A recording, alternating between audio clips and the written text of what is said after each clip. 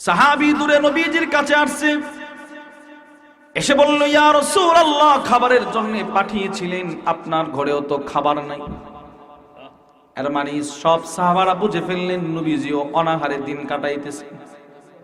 আল্লাহর রাসূল বললেন, মাইয়ুদিফু হাদা আও ইয়াদুম্মু হাদা, কে আছো তোমরা এই অসহায় দরিদ্র সাহাবীটাকে আজকে মেহমানদারি করবে।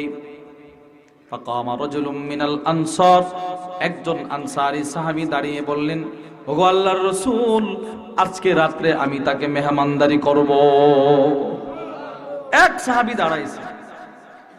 ফান্তালাকা বিহি ইলা ইমরাআতি, বুখারীর মধ্যে হাদিস আসছে, এবার এই লোকটা নবীর মেহমানকে সাথে করে তার বিবির কাছে চলে গেছে, মানে তার বাড়িতে চলে গেছে।